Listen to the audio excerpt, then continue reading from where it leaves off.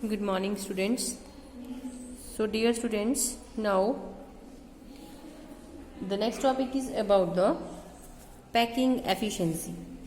Packing efficiency में हम लोग डिस्कस करेंगे कि नंबर ऑफ एटम्स जो हैं वो किसी पर्टिकुलर सेटअप में कितने परसेंटेज के साथ पैक हो सकते हैं. जैसे कि हम लोगों ने कल डिस्कस किया था, जो कल मैंने आपको वीडियो सेंड की थी, उसमें हमने डिस्कस किया था packing in 1 dimensions, packing in 2 dimensions. ठीक है, अब इसके अकॉर्डिंग हम पैकिंग एफिशिएंसी को डिस्कस करेंगे. So what is packing efficiency now? When the constituent particles are packed, there is always some free space. जैसे जैसे बेटा हम पार्टिकल्स को अरेंज करते हैं किसी सिस्टम में, तो वहां पे कुछ ना कुछ स्पेस रह जाता है. फॉर एग्जाम्पल सी दिस, जैसे मैं यहाँ पे कुछ चीज ड्रॉ कर रही हूँ, तो अगर मैंने यहाँ पे किसी सिस्टम में इसको अरेंज किया स्फीयर्स को, तो यहाँ पे देखो ये वाले जो गैप्स हैं, इसको ये गैप्स को हम क्या बोलेंगे? वॉइड्स. ये फ्री स्पेस है हमारे पास. क्लियर?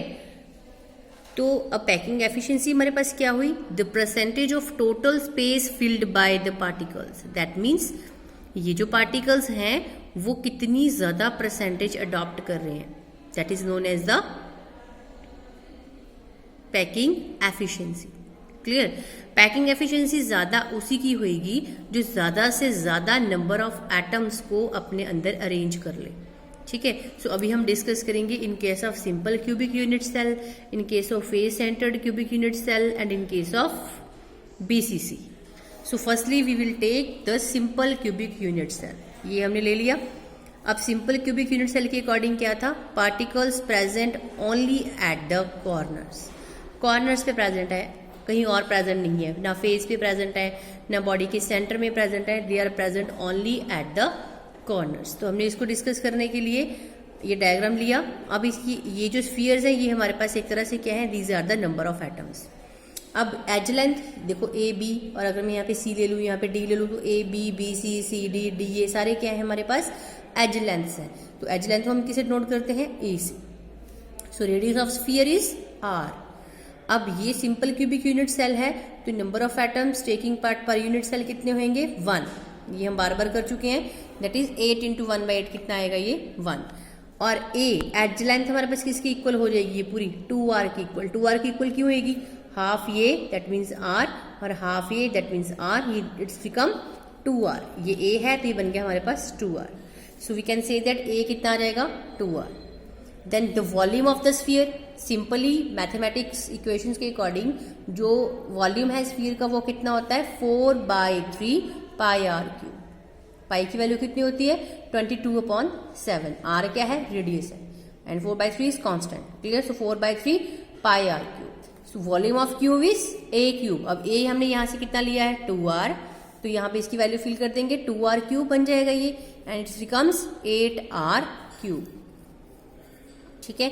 अब पैकिंग एफिशिएंसी क्या होती है? That is volume of one sphere divided by total volume of the cubic unit cell into 100. और ये हमारे पास आ जाएगा. इसकी वैल्यूज को फिल कर देंगे. Volume of one sphere, then volume of the cubic unit cell, then into 100. R से आर कैंसिल हो गया. 4 to the 8. पाई की वैल्यू फिल कर देंगे 3.14. 22/7 इज इक्वल टू 3.14. इनकी वैल्यू को फिल करने के बाद हमारे पास पैकिंग एफिशिएंसी आ गई 52.4. That means 52.4%. अगर हम पैकिंग एफिशिएंसी करते हैं in case of simple cubic unit cell, तो बेटा इसकी पैकिंग एफिशिएंसी कितनी आती है? 52.4. Now second case, let us see in case of face centred cubic unit cell. अब फेस सेंटर्ड की बात कर रहे हैं. सो फेस सेंटर्ड की अगर बात कर रहे हैं तो बेटा पार्टिकल्स कॉर्नर के साथ साथ और कहाँ पे प्रेजेंट होंगे? फेजेस के ऊपर. दिस इज यहाँ पे हो सकता है, यहाँ हो सकता है, यहाँ पे हो सकता है, यहाँ पे हो सकता है. अगर इस वाले सिस्टम की हम पूरे की बात करें तो इसका फेज ये है. इस वाले सिस्टम की बात करें तो इसका फेज ये है. तो पार्टिकल्स किसी भी फेज के ऊपर प्रेजेंट हो सकते हैं. तो उसके अकॉर्डिंग पैकिंग एफिशिएंसी कैसे आएगी वो डिस्कस करेंगे. सो नाउ एज लेंथ फिर से क्या आ जाएगी? ए. रेडियस फिर से r. अब एफसीसी अरेंजमेंट है तो number of atoms per unit cell बेटा कितने होते हैं इसमें? 4 है ना, क्योंकि हमने ये पहले डिस्कस किया है कि अगर एफसीसी है तो उसमें number of atoms per unit cell कितने आते हैं? 4 आते हैं. क्लियर? तो अभी हमारे पास अगर इस डायग्राम को हम देखें तो हमें कोई भी, चाहे हम ये वाला फेज ले लें, चाहे ये वाला फेज ले लें, चाहे ये वाला फेज ले लें, बॉडी के सेंटर में हमें मतलब फेज में हमें जो है वो पार्टिकल मिलेगा। तो उसके अकॉर्डिंग हमारे पास उसकी डायग्राम बनेगी। तो इसकी मैंने सेपरेट डायग्राम ये बनाई हुई है ताकि आपको समझ में आ जाए कि ये पार्टिकल्स कॉर्नर वाले और ये फेस वाला। अब जब इसको हमने ज्वाइन कर दिया, ABBC एज लेंथ है, AC हमारे पास डायगोनल है, तो ये इसकी वैल्यू हम A नहीं ले सकते हैं, इसको भी ये ले सकते हैं, इसको भी ये ले सकते हैं, बट इसको ये नहीं ले सकते। ठीक है, तो इसकी अकॉर्डिंग ये रेडियस इसका R½ ये इसका रेडियस R½ एंड ये फुल कितना हो जाएगा 2R and it becomes 4R। तो AC हमारे पास क्या आ जाएगा 4R। 4R कैसे आया, ½ R ये, ½ R ये and complete 2R this one. So this is कितना आ जाएगा हमारे पास 4R। अब ABC में पाइथागोरस थ्योरम को लगा रहे हैं, AC², AB² BC²। AC की वैल्यू फिल कर दी 4R², AB एज लेंथ है, then A², BC edge length है, then A² and it becomes 2A²।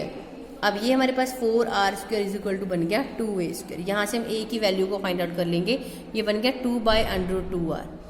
ठीक है, अब ये हमारे पास आ गया 2/2। अब ये 2/2 कैसे आया, मैंने आपको पहले भी बताया था, ये आपके पास है 2/√2। आपको √2 नीचे से खत्म करना है, हम कुछ नहीं करेंगे, √2 से ऊपर मल्टीप्लाई कर देंगे, √2 से नीचे मल्टीप्लाई कर देंगे।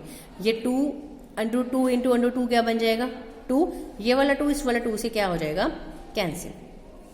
ठीक है, एंड इट बिकम्स 2/2। ये हमारे पास क्या रह जाएगा 2/2। अगर इसको हम देखें क्योंकि ये कट जाएगा ना पहले 2 to the 4। ठीक है, सो ये हमारे पास आ जाएगा। Next is the volume of unit cell, फिर से वही A³। अब A क्या है हमारे पास एज लेंथ, इसकी वैल्यू हम फाइंड आउट कर चुके हैं एंड इट बिकम्स 2/2R³।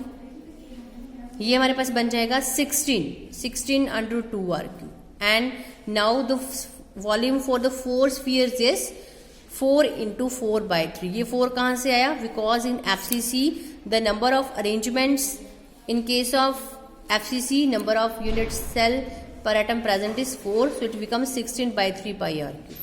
फिर से पैकिंग एफिशिएंसी का फॉर्मूला लगाएंगे and it's becomes 74%। So in case of FCC arrangement जो हमारे पास नंबर ऑफ पार्टिकल्स अरेंज हो रहे हैं, पार्टिकल स्पेसिंग कितनी है, पैकिंग एफिशिएंसी कितनी है इसकी 74%। And now third one is the BCC arrangement. So in case of BCC arrangement, तो BCC में क्या है, पार्टिकल कहाँ प्रेजेंट है, कॉर्नर्स, एल्वेज क्या और कहाँ पे प्रेजेंट है, उसके बॉडी के सेंटर में। सी दिस, ये हमारे पास कॉर्नर्स है और यहाँ पे क्या है बॉडी का सेंटर यहाँ पे प्रेजेंट है। क्लियर, तो हमने क्या करना है, यहाँ पे इसकी 2 डायग्राम्स बन जाएंगी, 2 ट्राइंगल्स को हमें यहाँ पे स्टडी करना पड़ेगा। तो हम इसकी एक ट्राइंगल का फेस पहले मैं आपको दिखा रही हूँ। See this is AD। अब सबसे पहले हम अप्लाई करेंगे ABC के ऊपर। सो AC² इज इक्वल टू बन जाएगा 2A²। 2A यहाँ पे कैसे आ गया, ये AB हमारे पास क्या है एज लेंथ, BC क्या है edge length, so this becomes 2A²। अब सेकेंड ट्राइंगल लेंगे हम ACD। यहाँ पे भी AD², AC², CD²। AC की वैल्यू हमारे पास है पहले, CD एज लेंथ है, वहां पे A² आ गया। AD हमारे पास क्या है, दिस बिकम्स 4R, तो यहाँ पे 4R की वैल्यू पुट कर दी और इट बिकम्स 4R/√3। अब फिर से वही फॉर्मूला अप्लाई करेंगे, volume of unit cell that is A³, इसकी वैल्यू फिल कर दी 4R/√3³ that becomes 64R³/3। Then the volume of sphere is 4/3। अब number of atoms per unit cell कितने हैं 2, तो कितने से मल्टीप्लाई कर दोगे इसको 2 से। जैसे इन केस ऑफ हमारे पास टोटल वॉल्यूम्स, यहाँ पे हमने 2 क्यों लिया, 2 इसलिए लिया क्योंकि BCC अरेंजमेंट है। पिछले केस में 4 लिया था क्योंकि वो FCC अरेंजमेंट था। उससे पहले वाले केस में 1 लिया क्योंकि वो क्या था, सिंपल क्यूबिक यूनिट सेल था। So it becomes 8/3πr³। Similarly packing efficiency को अप्लाई करेंगे, volume of 2 spheres in unit cell divide by the total volume of the unit cell, so it becomes 8/3πr³, then 64/303r³। इसको sort out करने के बाद हमारे पास आ जाएगा 68%। So in case of BCC it is 68%, in case of FCC it is 74% and in case of simple it is 52.4%। So this is all about the packing efficiency. ये 3 topics आपने अच्छे से डिस्कस कर लेने हैं and the next topic is about the radius ratio.